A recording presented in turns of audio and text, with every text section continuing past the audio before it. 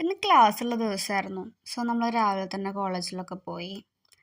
നമുക്കിന്ന് zoology ലാബാണ്. Practical lab exam വരല്ലേ, അതിന് മുന്നുള്ള പ്രിപ്പറേഷൻസ് ആണ് കേട്ടോ.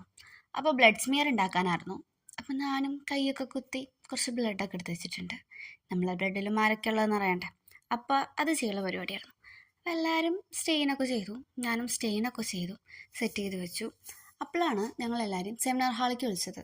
അവിടെ എന്തോ പ്രോഗ്രാം നടക്കുന്നുണ്ടായിരുന്നു. അപ്പോൾ ഞങ്ങൾ ബ്ലഡൊക്കെ ഒരു സൈഡിലേക്ക് മാറ്റി വെച്ചിട്ട് വേഗം സെമിനാർ ഹാളിലേക്ക് പോയിട്ടോ. അവിടെ ചെന്നപ്പോൾ എല്ലാ കുട്ടികളും വന്നിട്ടുണ്ടായിരുന്നു.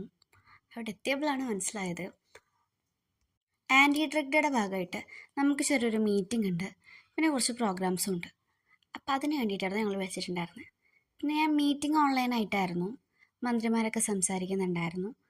പിന്നെ ഞങ്ങൾക്കൊരു പ്രതിജ്ഞ ഉണ്ടായിരുന്നു കേട്ടോ. ഞങ്ങൾ പ്രതിജ്ഞയൊക്കെ എടുത്തു. മയക്കുമരുന്നുകൾ ഉൾപ്പെടെയുള്ള നിയമവിരുദ്ധ ലഹരി പദാർത്ഥങ്ങൾ മാനവരാശിയെ തകർക്കുന്ന മാരക വിപത്താണ് എന്ന യാഥാർത്ഥ്യം ഞാൻ തിരിച്ചറിയുന്നു. ലഹരി വസ്തുക്കളുടെ ഉപയോഗം.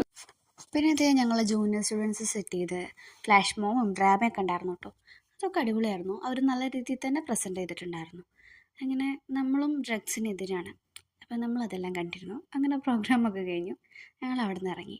ഇപ്പോൾ റിട്ടേൺ വരുമ്പോഴാണ് യൂട്യൂബ് ചാനലൊക്കെ തുടങ്ങിയല്ലോ, എന്നിട്ട് നമ്മളൊന്നും യൂട്യൂബിൽ കാണിച്ചില്ലല്ലോ എന്ന് പരാതി പറഞ്ഞ രണ്ടാളെ കണ്ടത്. അപ്പോൾ അവരെയും കൂടി ഈ വീഡിയോയിൽ ഇൻക്ലൂഡ് ചെയ്തിട്ടുണ്ട് കേട്ടോ. പിന്നെന്താ, നേരെ സുവോളജി ലാബിലൊക്കെ പോയി നമ്മുടെ സ്കെൽട്ടൂട്ടിൻ്റെ എണ്ണമൊക്കെ നോക്കി. അപ്പോഴാണ് അവൻ എന്നോട് പറഞ്ഞത് അവന് വ്ളോഗ് ചെയ്യണമെന്ന്. ഹലോ ഗായ്സ്, ഞാൻ നിങ്ങളുടെ സ്കെൽട്ടൻ. ഞാൻ മരിച്ചിട്ട് ഒരു 10-15 കൊല്ലമായി. എന്നെ ഇവിടെ സോളജി ലാബിലിട്ടിരിക്കുകയാണ്.